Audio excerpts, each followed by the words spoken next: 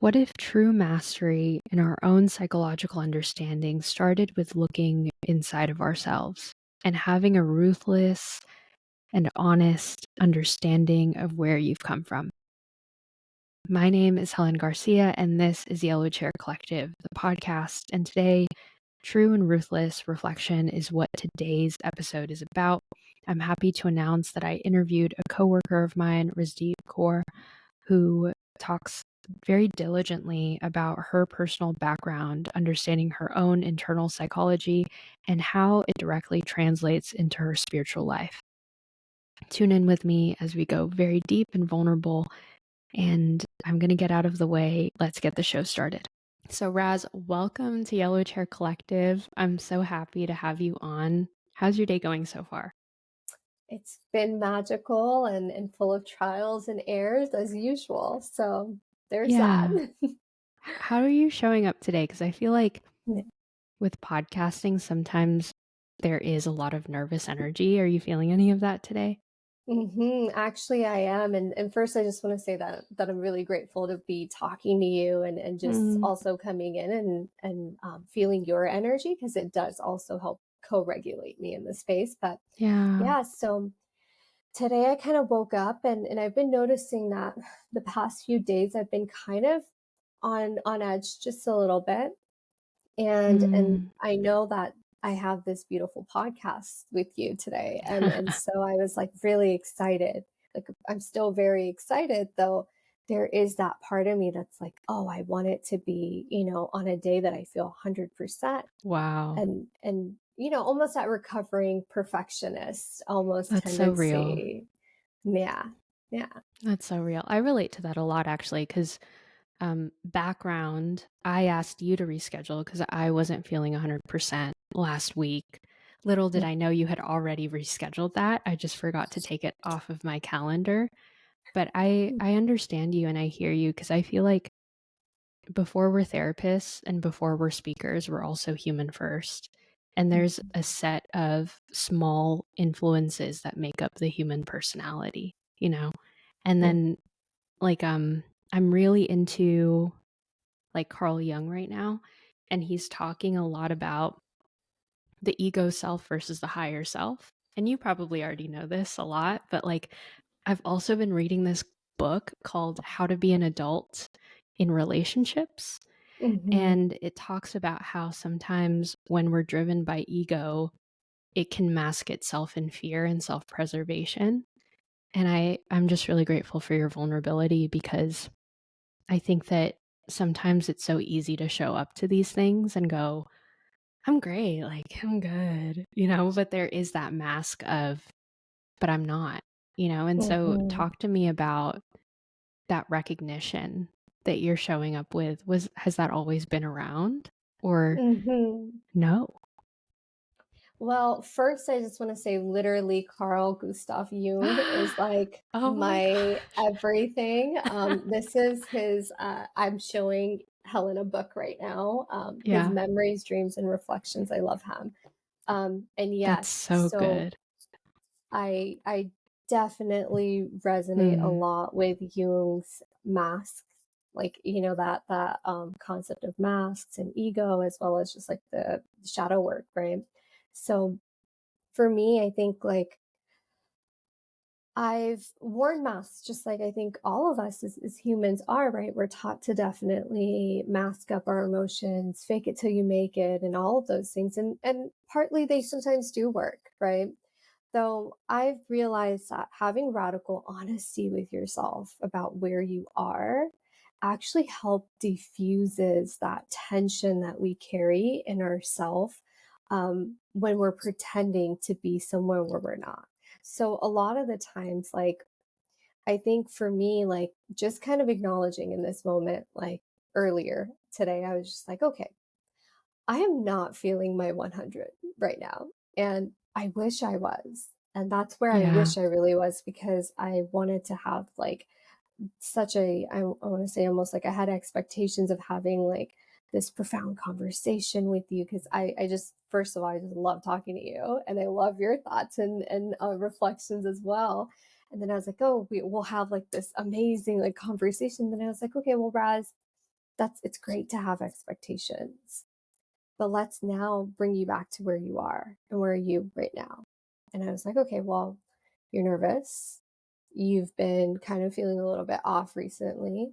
And so from this space, where do you go with this? And so from that moment, like I was like, okay, well, I accept whatever will be, I accept what is.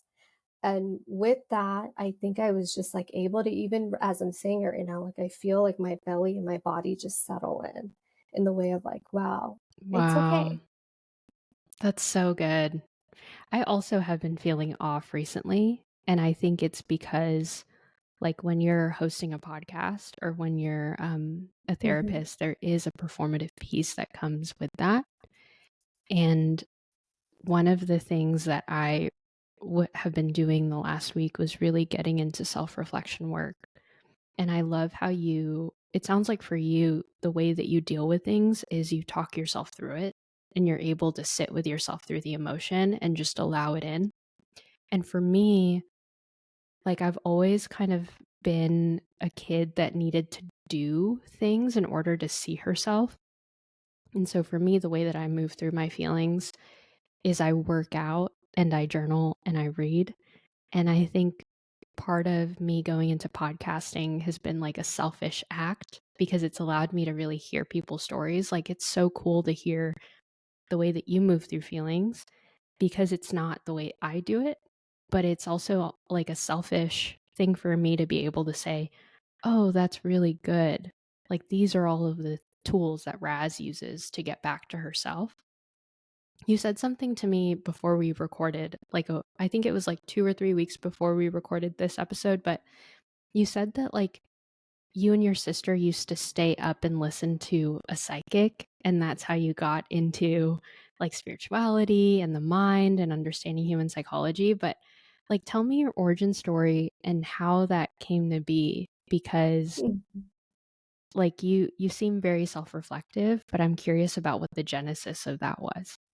And I just want to, before we get into that, I just want to wanted to reflect a little bit about like Mm, your process as well. I feel like I work in that way as well, in the way of like, mm, how is this person's like, how what their tools could help me, right? So I think that's like yeah. the human evolution. We learn from each other.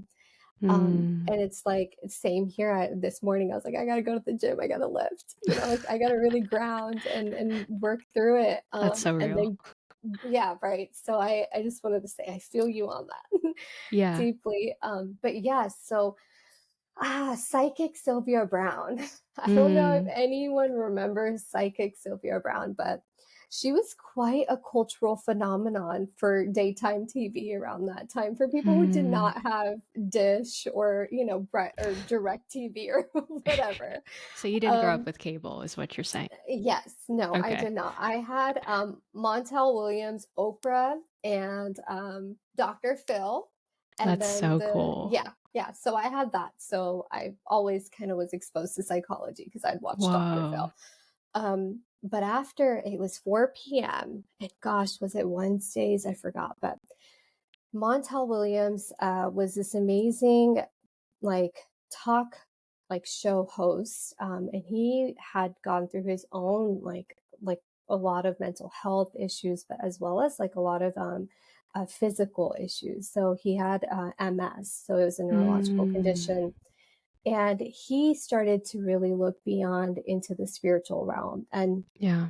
I would watch with my sister, and this was mainly my sister. So she might have been maybe, I want to say like 14, and I was 4 years younger. So I was like 10, 9, 9, 10. And we would watch this psychic who I just like also just fell in love with because she just had this like magical way of like talking, and she wasn't like your I don't want to say she was like a typical like psychic in the way that she looked and the way she had these beautiful long nails, and she had this like Whoa. amazing like persona, and she was just so charismatic. And I've always been into the mystics. Like I've Mm, always been into the mystical side, just the way that I grew up. And so that like, and it was so interesting because now I'm even realizing like, wow, earlier, like at 2 p.m. it was Dr. Phil.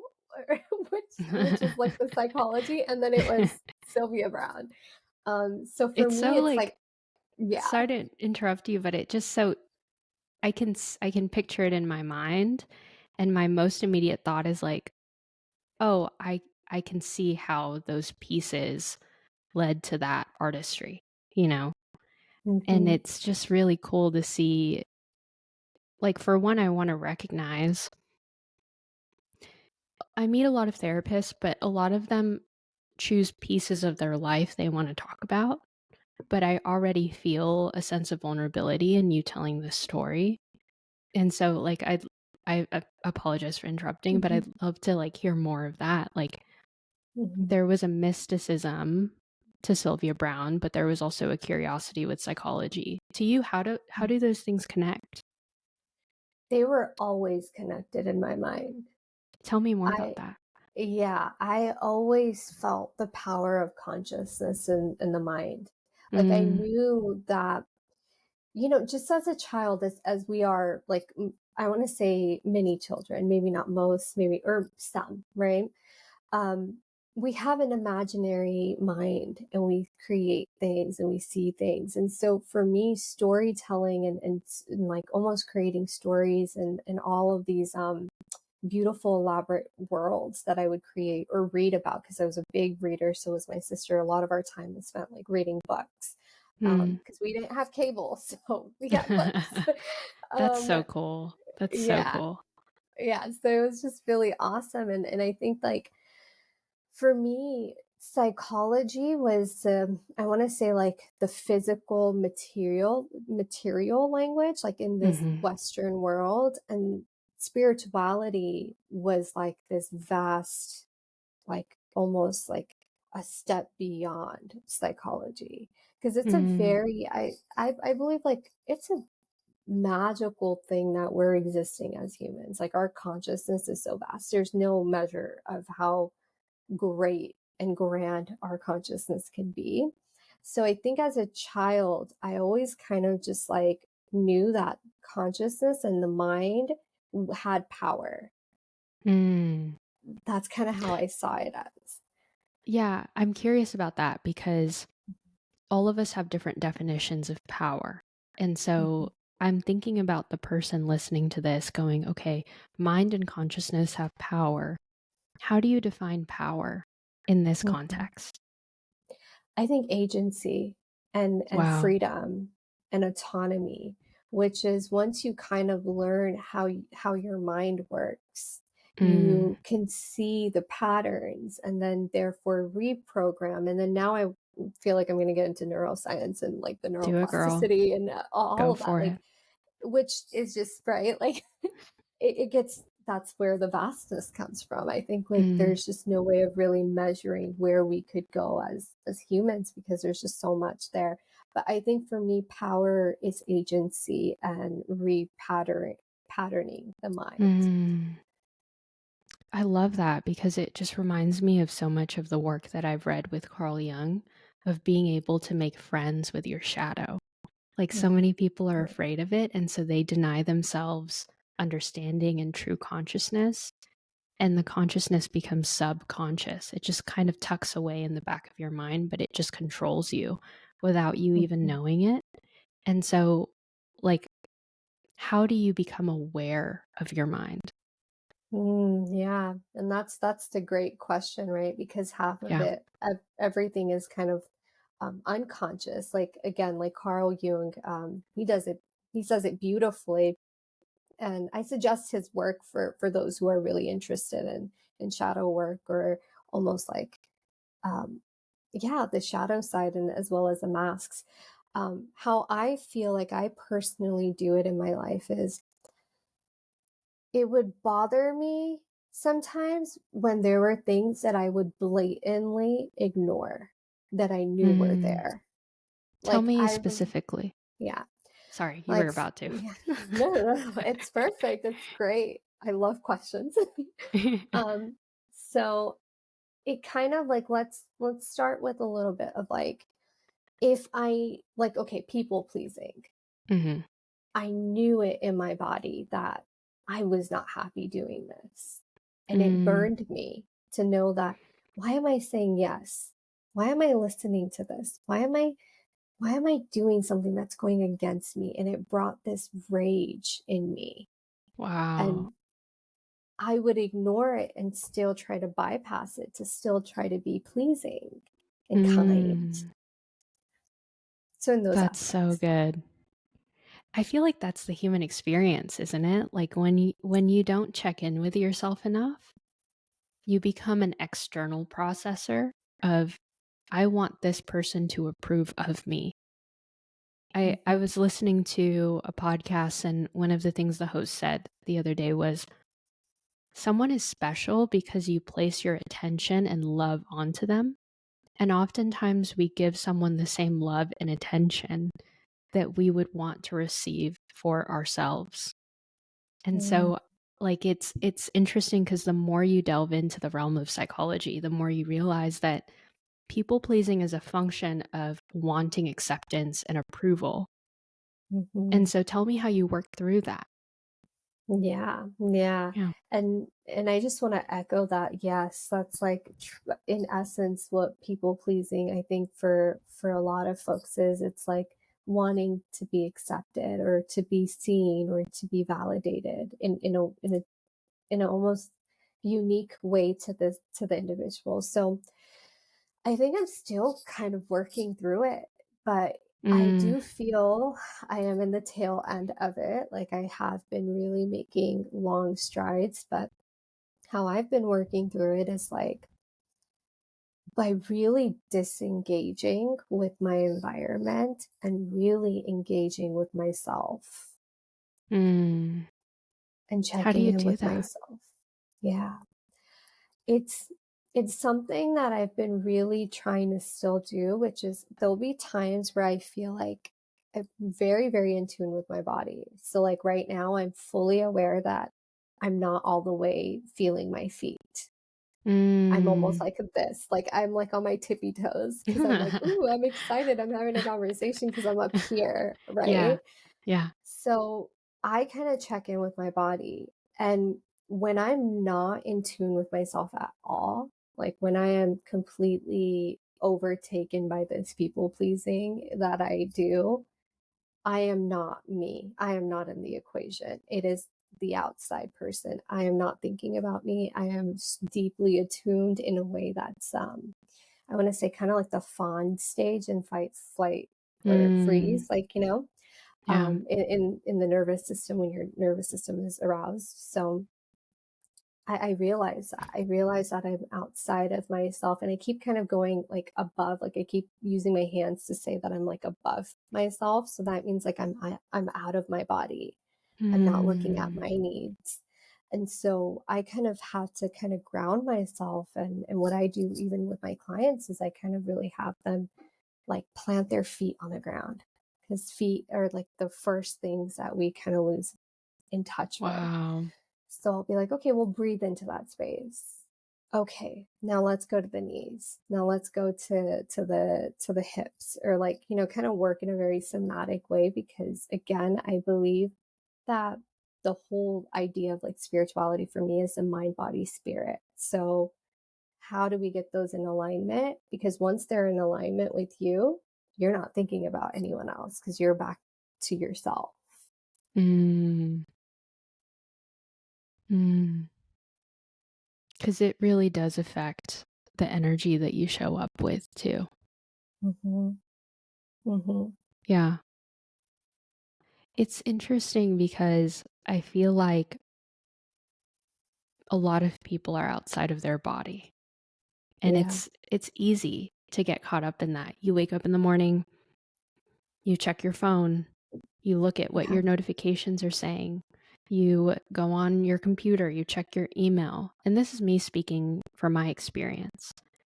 And sometimes the very act of going back to faith-based scriptures or being able to pray or being able to meditate and check in with your body are the very practices that require that you turn off the device.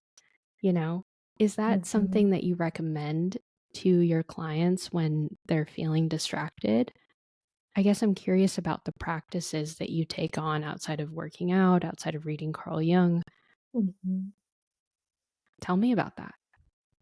Yeah, yeah. So first I kind of do want to address that it's way easier said and done to be in tune with your body. It does take Mm, years and practices, and this isn't taking into account the trauma work that comes with the yes. body, right? Like so if you are someone who can't really be in touch with your body just yet, be Mm, gentle with yourself. It's totally okay that that's not something that's open to you just yet, right? mm, And maybe if that's something that you are interested in, then the words that I would say is like trauma informed somatic practices.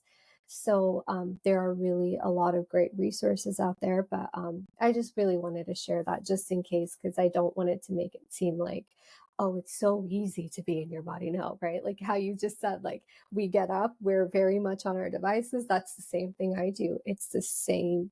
I think again, it's the human experience. So for me, it's like noticing the cues of when it's getting a lot, because I will wait till it's the point of no return, almost like waiting for my body to hit those cues. Like, for that's example, the so heart real. palpitations, right? Yeah, like I'll wait for Mm-hmm. heart palpitations. I'll wait for until I'm hearing like I'm also kind of neurodivergent. So I hear Mm. like there's random songs playing in my head until it's like a lot of chaos I in my love that. mind. Yeah, like there's just so much. And I'm like, wait, I'm singing five different songs right now. Like, what's going on? And that's kind of Yeah. my cue of, okay, Raz, like there's a lot going on in the mind. So we got to kind of come back. But I think just in a way to preventative care for me, as well as just to just live my life and thrive, is to wake up in the morning. Yeah, sure, I'll be on my phone, but right after I'm done with the phone, I do have to create a buffer period of like, and for me, it can be very extensive because this is something that I really need. So it goes from anywhere from 10 minutes to 30 to an hour, like whatever I need, if I have the time to do it. But what I will do is like I'll sit down and I'll just really have to meditate. And the first whatever minutes are uncomfortable, and it's the programming, it's whatever I want to say. And this is something that I've seen a lot of like, I want to say a lot of spiritual folks talk about, which is the first 10 to 15 minutes of meditation, whatever time frame you're doing it in. So if it's like 5 minutes, then I just like, then that would go into the first 2 minutes.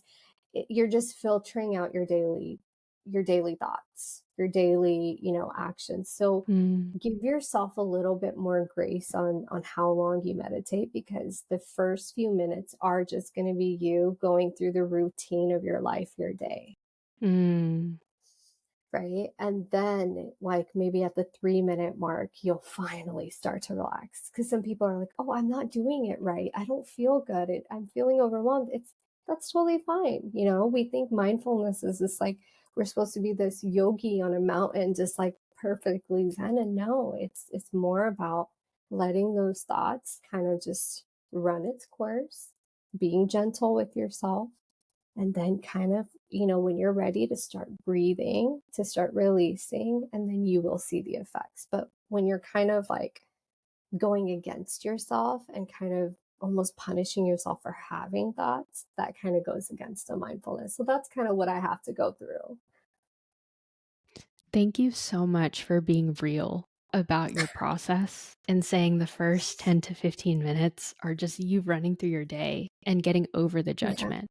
Because mindfulness in essence is the act of separating your thoughts from the action that you want to take, where instead of acting on the thought, you're just noticing it and you're just breathing through it. And what I love about what you said was you're just kind of reprogramming, you're deprogramming, and you're just being with the thoughts. There's no fixing, there's no changing. It's just, can I be with myself in this? Mhm. That is so good. I feel like you put words into my experiences that I have not yet been able to articulate, Raz. Oh gosh, I'm just a reflection. You've already had them. I'm just, again, like the words are there. Yeah. Well, you're just really good at being real and raw, I think, with your experiences, and I recognize that in you. Was that always kind of your being as a person? Or how did you transform into that person? It is something that I think I've always wanted to be and was since I was a child because I didn't fit the mold. And I think of many people probably feel like I don't fit the mold, right? Like I just never fit in. I came from a very I want to say kind of like a very strict background of like a Punjabi Sikh background, which is so Punjabi Sikhs are a population in India, like one of the I want to say one of the two I want to say like 2% of India almost. Mm, So very like big big loud group, but I was the community that I grew up in was kind of like being different was kind of shunned, being raw was kind of shunned. You're supposed to kind of, do what you're told. All of this is different from many of the people that I grew up around. And um I was kind of like the black sheep. I truly feel that way. And so it is something that I had to really accept that I do not fit in here and that I am judged often and I'm told mm, to, um, be quiet, stop talking. And like when I was younger, mm, like it was a lot that I would hear, like, just be quiet or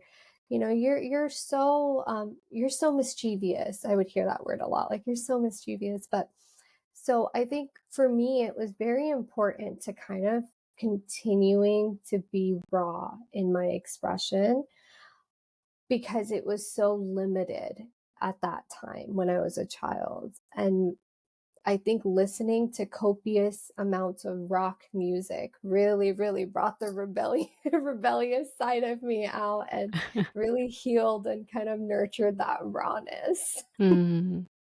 Wow. So, just because I'm nosy, what were things about you that you didn't really feel like you fit? Mhm. I just was not. I was not. It it feels gross even saying this.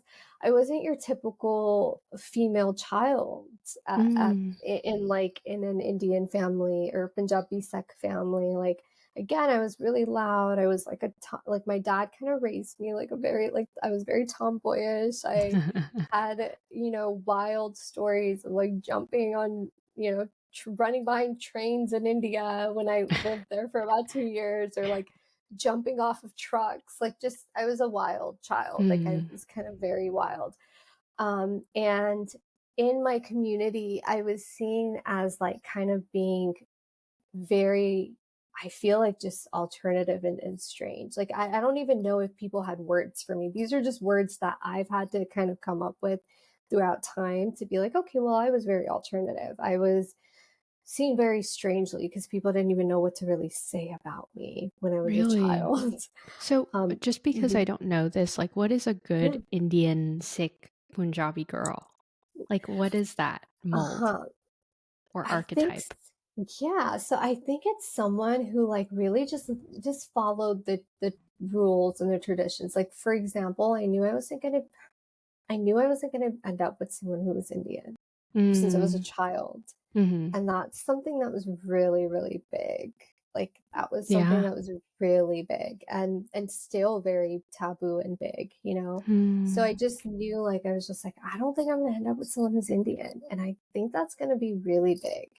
I knew Mm. that I was gonna be a little bit more louder and someone who was more traditional would kind of listen to their parents and kind of go along with what their parents had to say and what they wanted them to do, how they wanted them to dress, how they wanted them to be, the obligations they had to do of like, go Mm. help this aunt out or go help this uncle out or go do this. And I was very much like, no, I'm not going to do Mm. it. You know, I still was a people pleaser because I still said no and felt intense guilt and internalized it. Mm. Um, but yeah, it was my ability to kind of say no and my ability to really push back on what I want to say cultural BS. Mm. Wow, so you kind of fit the mold of someone who marched to the beat of her own drum. Like you were just kind of came out of the womb that way. I really I feel that way. Yeah, and my Yeah. mom would say so too. Yeah. But you internalize the guilt. So Mhm, it's almost like human psychology and human nature is just so complicated because mhm, you stayed who you were and yeah, you like preserved that piece of you. But mhm, in kind of veering away from groupthink, you internalize the guilt of not belonging. And so in your interactions with people, there's still a part of you that still wants the approval of others. And I think that, like, mhm, going back full circle to what we originally talked about, sometimes we look for things that we didn't receive as children. And mm, like I appreciate your vulnerability and being able to tie that back in because I think it's not always that black and white for human identity. Like you can say that you are one thing, but you're also this other thing. And so life is kind of mhm, a accumulation of a yes and, you know? mhm. Yeah. Yeah, it's like the great DBT and. I use Yes. that all the time with my clients. Like it's Yeah. an and, right? Yeah. And I also believe it's very multidimensional. I think we're all very multidimensional humans. And Yes. we, have our own paradoxes. Like there was this line that I lived by that I always wrote down, which is like I was a plethora of contradictions and amazingly paradoxical. Like that was Whoa. I know this is really ridiculous. It was my Instagram like bio for years until I That's officially changed it. beautiful. That's beautiful. So I do feel that that's us as humans. We're plethora of contradictions and very amazingly paradoxical in our ways of being. Mhm. Yeah, there's this book I'm reading right now called Build the Life You Want by a professor on happiness, social psychologist. His name is Arthur Brooks. And he talks about how, like, sometimes being able to acknowledge yourself as a paradox while also taking the time to read and understand literature, that, like, literature captures the complexities of the human heart, that there's so much inside of us that, like, on the outside looking in, you wouldn't know. You don't know someone's Mhm, sexual trauma, you don't know someone's physical abuse, you don't know someone's mhm, fear of abandonment, but all of mhm, that it can be inside one human being, and they're charismatic, and they're nice, and they're empathetic, and they've done their own work, you know? And That's so all of beautifully that. said. Yeah, it's just Mhm, and I think I got that realization and even just talking to you, where your admittance of going, "I'm me, and I accept me, but there's still this side of me that's not finished yet, and it might never be finished, but I know that about myself." And so I think it's that concept of being able to choose yourself while also being an acknowledgement that there are other pieces of you that aren't being chosen. mhm. Yeah. Yeah, yeah, and that was so beautifully said, and I didn't mean to cut you off, but I just wanted to say that, like, No, so you're not cutting beautifully me off. said. It Mhm. was just and that's something that you just ended with something that I've been really, really that's been my mantra for the Mm. last few weeks, which is, well, I choose me. Like, I choose me, Yes. Um, because at the end of the day, we could have people choose us left and right, even the people that in our wildest dreams we wish would choose us, right? But at the end of the day, our own like approval matters the most. Being chosen by your own self to live your radical, honest self and expression is what truly is like what the freedom and the autonomy that you're truly seeking.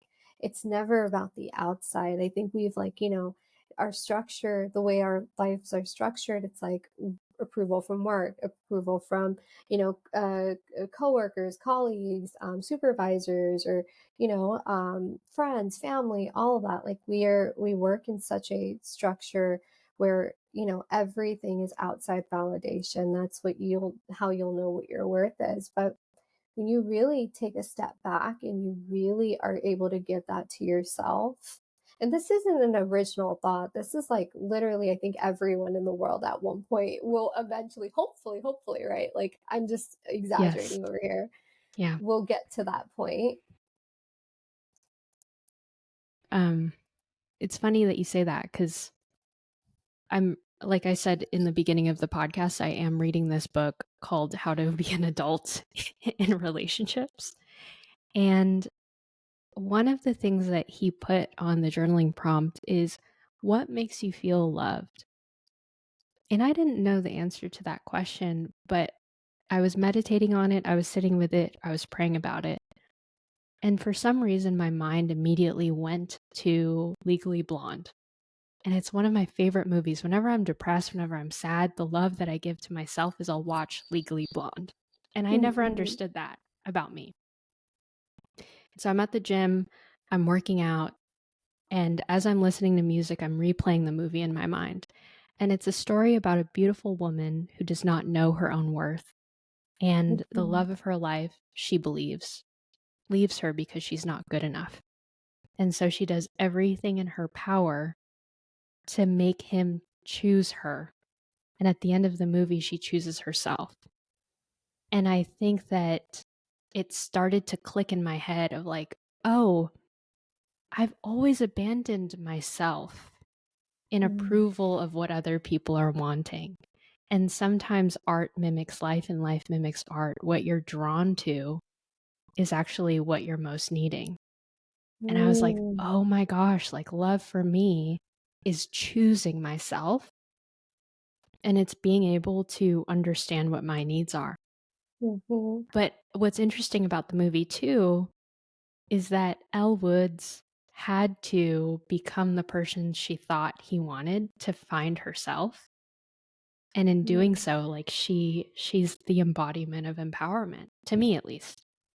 So Mhm. I don't know. I'm curious now talking to you, Raz. Like, have you ever had a moment like that?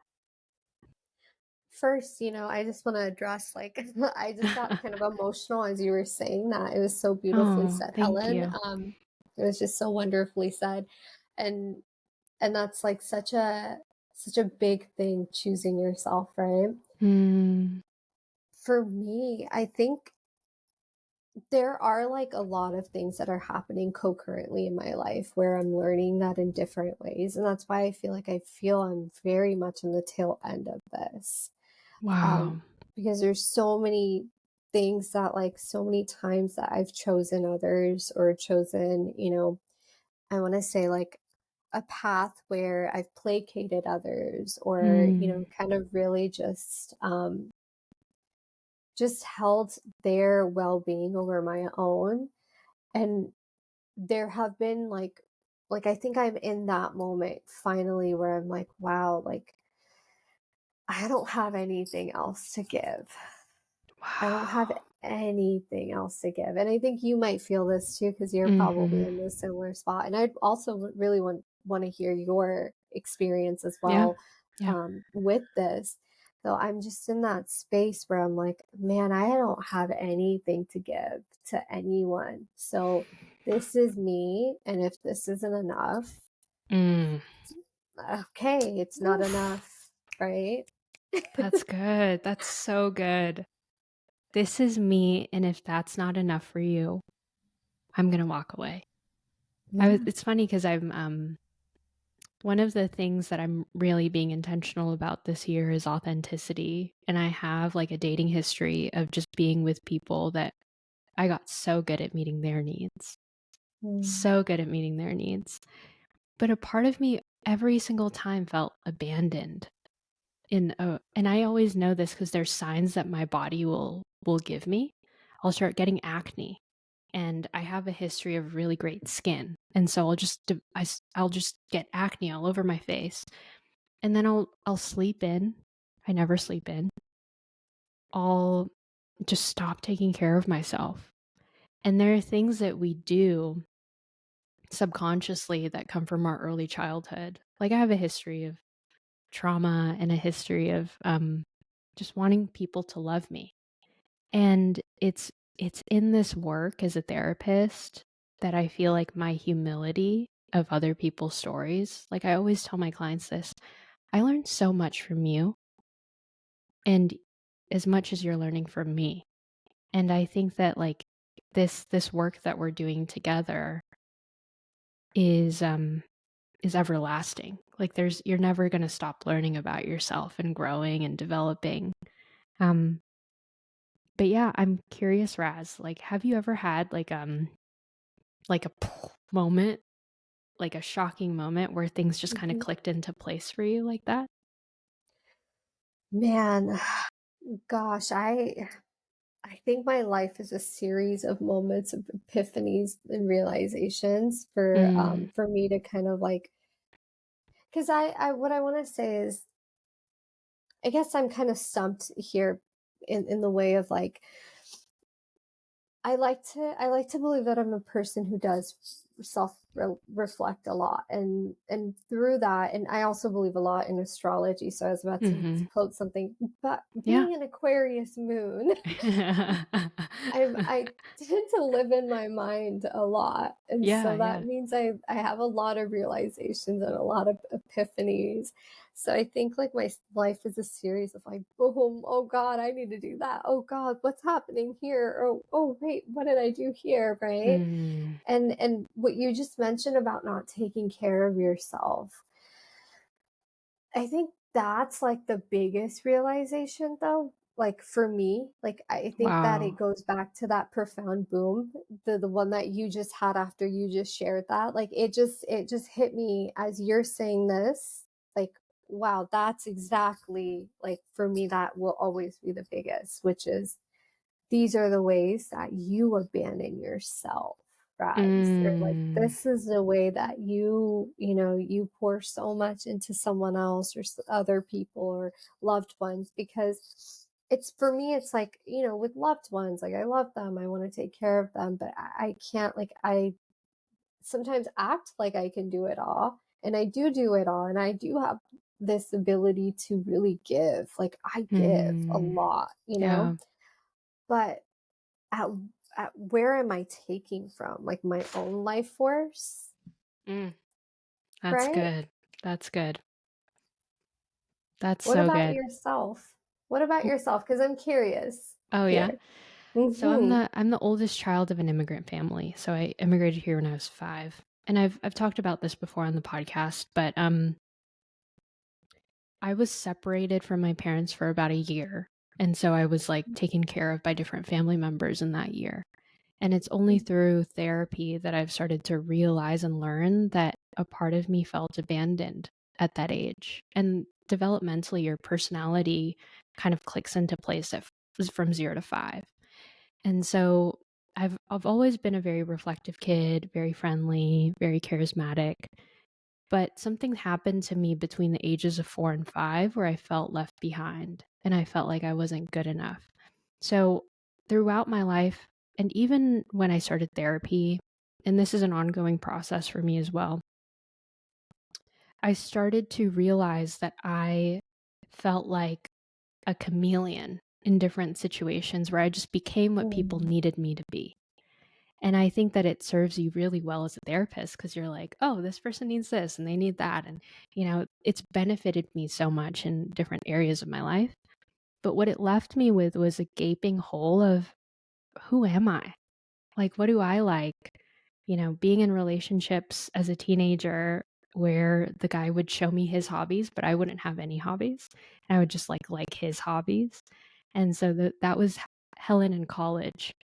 And then, like, now, I think working for Yellow Chair and having Susan and Linda be vulnerable about their stories and them recognizing me and allowing me to be me.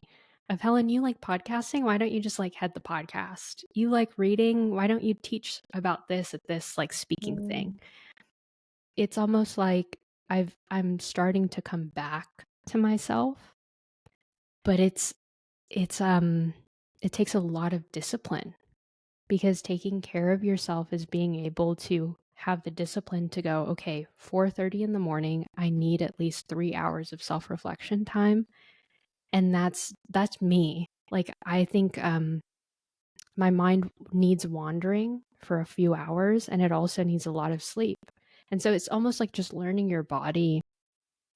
And this comes from years. Like, I've been in therapy since I was 18 years old. I'm 27 now, so 9 years of just constant self-reflection. Since age 14, I've been mentored by people older than me, so it's been 13 years of mentorship and coaching coupled with therapy. So it's just a lot of accountability and honesty, accountability and honesty, you know. And the act of working out does that for me. Reading gives light to experiences that I didn't know I was feeling as well. Podcasting does that for me.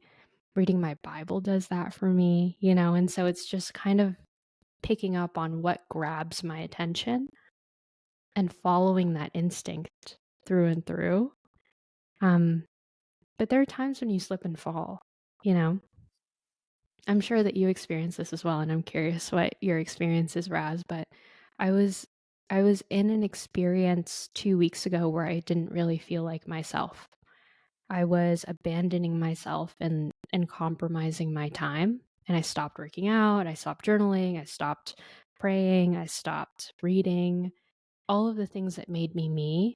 And so as a result of that, I started to externalize my worth from other people. Like, how can does this person like me? How about I just be funny here? Like, will this person like me now? Um, and so it's just a byproduct. You know, our mind is kind of confusing sometimes. We externalize control when we don't feel like we're in control of ourselves. So I hope that answers your question. Hmm.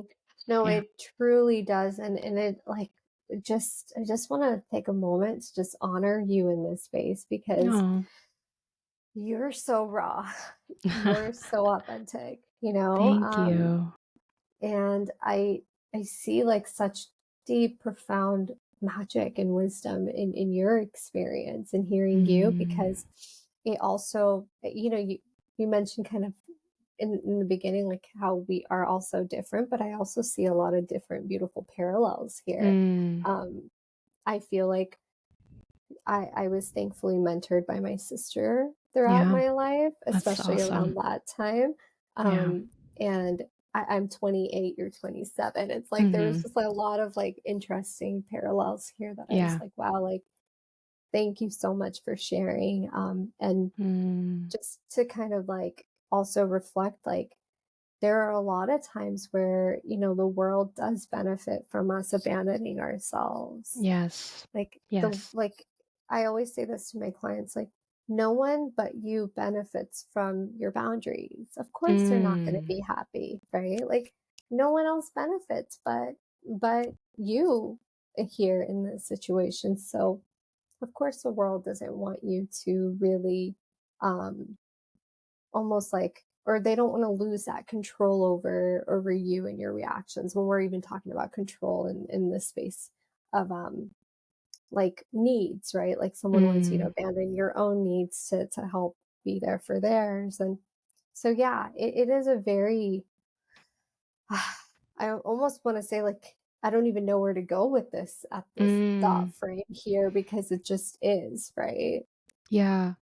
But I will say that and I'm speaking as a woman because I feel like I relate to your story where you talk about like you were raised kind of by your dad and he raised you to be more tomboyish. I'm super close to Mhm. my dad. And one of the things I'm really grateful for him about is he always taught me the value of self-respect.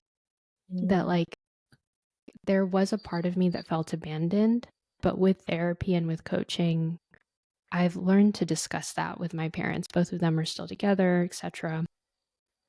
And one of the things that my mom and dad have shared with me is there's something really beautiful about a woman that respects herself and a woman that is willing to choose herself and walk away from a situation that no longer serves her.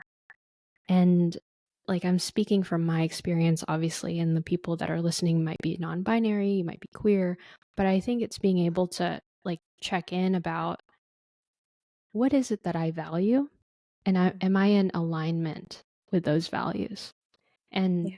I think this is a perfect segue to just ask you, Raz, like, as someone who is recovering from perfectionism and is trying to embody herself in her own fullness, what are Mhm. the things that you're learning about this process? Like, what have you learned Mhm. from about yourself that you haven't learned before? Yeah, yeah. I think like you dropped some words I've like used for my personal like my personal compass, like for sure. Yeah. And I think more than anything, I've learned my values and who I Wow. am in essence, like deeply. Mm. Like I've deeply I think like the anger of years and years of trying to learn about others or trying to appease to others is like almost, and it's like I want to say, I do, everyone has anger. This is one of the most peaceful angers that I have. Like it's one of Mm. the ones that it's like the rage of change almost. Wow. Like, That's so, good. Raise your so change. I like yeah, that. it's like the rage of change of like Yeah. no, this is what I stand for. And you Mm. know, just like for me, like okay, you mentioned, my dad. I again also same like parental, I want to say dynamic. My parents are together, and Mm. I have beautiful, like a beautiful relationship with them both. That is still also a work in progress, um, as well. The one thing that I learned from my dad a lot is deep, deep, deep integrity, Yes. like Yes. such deep integrity. And I think Yes. because self-respect and integrity kind of go hand in hand. So it's really interesting you bring that up because Yeah. my sister and I often talk about like, wow, dad has deep integrity. Like he is Mm. someone who just like every time I think about like both my parents, I just want to cry because I love them Yeah. so much. It's Same. overwhelming, right? Same. Yeah. So Um, good. yeah, it's just they're just both so wonderful. And I think like even through their inhibitions and through their successes, they have taught me these beautiful values. So I really value accountability. I value Mm. self-integrity. I value authenticity, deep, deep, Mm. deep in authenticity. I value happiness because that's something that I lose every now and then. So I value that. So I think really, and joy. I love joy. Like I want to be joyous, like joyful all the time. That's awesome. Not like not in the way of like oh everything's okay, but in the way of like even in the dark Yeah. there's light. So Yeah. kind of in that dynamic, not in like a positive, everything's okay all the time Yeah. thought frame. But I think what I've learned throughout my journey more than anything, once I was able to put myself first, once I was Mm. able to kind of like, I think our conversation actually, I see like a kind of a trend of like, Yeah. once we're able to really ground and anchor ourselves, right? Or Mm. into our body or whatever part of you that feels the most at home to you, Mm. if that is something that resonates what you value, right? That then your values start coming up. So for me, these values have really shifted the way that I navigate my life and Mm. the people that I keep in my life and who I am and who I want to be. And there are still obviously like times where I go back and forth where I'm like, man, was I in integrity with myself there? Nope. I went back because Oof. I was trying to make this person feel better and that was not Yeah. my job. Yeah. That's good. That's good. Because I love what you said there of there are times when I don't feel like I'm in integrity, but it's only Mhm. through self-reflection that you learn that. It's kind of like, walking. You're bound Yeah. to trip one of these days. But if you fail to look at what's on the ground and go, "Oh, why did I trip?" and just be able to accept that you tripped, you're going to fall every single time. And so I think Mhm. it takes a level of introspection constantly to go, why did I feel off in that interaction? What was it Mhm. about the way that I talk to this person that didn't make me feel completely me. It takes a lot of just kindness. In the Eastern religions, the Buddhists talk about the loving kindness practice, that it's Mm-hmm. important to notice the thought and not run with it, take Mm-hmm. space. And I think when you talked about the integrity piece, I think part of wisdom is being able to not have a response right away, of Yeah. going, I will pause, and can I get back to you in 24 hours? And being Mm-hmm. able to advocate for yourself too, right? Like, Yeah. in what ways do I not feel my best today? And that's what you did for me today. You said to me, Helen, I don't really feel like myself, and I just want to bring that into the space. I'm not running from this. I'm not denying this. I'm just embodying my true self. And that's how I'm showing up. And I think that's what made for today's interview. We just kind of like went deep and we went raw. Um, Maybe we can have you on for a part 2, because I feel like there's so much that we can talk about. Like, I feel like I can keep talking to you, but I also want to respect your time, Raz, because I know you probably have clients and stuff. But one last question I'll ask you, and then we can probably continue this conversation at another time. But when we trust ourselves and when we choose ourselves, there's bound to be some sort of loss. And so I'm thinking about the person listening to this and going, that's great, Raz and Helen.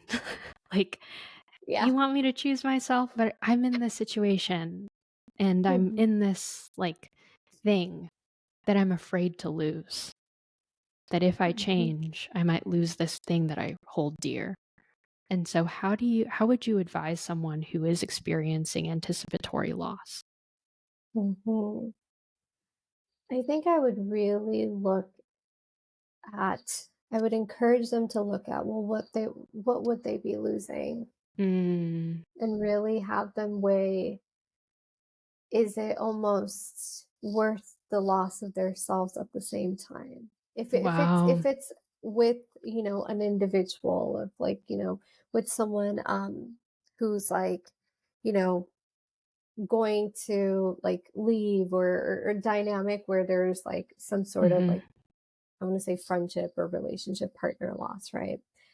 No, Mhm, I listened to a part of it, obviously, where you talked mhm, about like, what is it worth losing yourself? And mhm, that was so good. And I think it kind of goes back to that theme of, how do you see yourself? Like, mhm, are you worth more than what you might lose? mhm. Mm, And I think there's also this element of going to people who also that you trust yeah. and kind of getting advice from them, because one of the ways that personally that I do this is like, my sister is like my everything. She's my Yeah. everything. But sometimes we also have dynamics, right? With her and I. Mm, And recently, like I've been, going through things and I'm like losing parts of myself and I'm like, am I not? And kind of just really going to her for her counsel has been mhm, just profound. mm, And it's been something that I really think like, if you kind of lose some part of who you are, then ask the people who are also closest to you if you can't remember. So maybe they can help remind you of who you are as well. And they mm. can give you those little nuggets of wisdom and, pieces of ways to get back to yourself. That's good. I remember when I was dating this guy many years ago, that I had this proclivity to save him. He's not in the best place right now, but he's going to get better. I see that. I see the gold in him. And I remember my best friend's mom, I was telling her all of this because my best friend and I are tight. She actually just had her 5-month-old. I'm so happy. I'm an Congratulations. auntie. I'm an Yeah. auntie. But anyways, I digress. Her mom, her mom looks at me.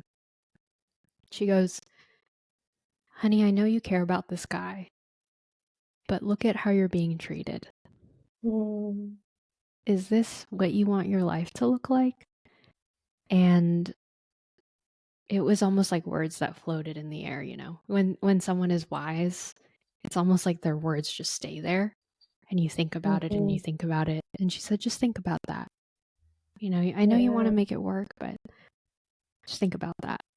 And Mhm. you're so right, because it's the people that know us best that point us to the right direction if you're willing to Mhm. hear the truth. Mhm. People can only hear what they're ready to hear. Yeah. So, Yeah. Yeah, it truly, truly is. And I think that they're like just going into a little bit of the support community or your community support if you have it, right? mhm. And if not, then maybe you look at maybe this could be something that you look at, looking for a community that does see you and knows those values that kind of show up when you're in integrity with yourself and maybe when you're not.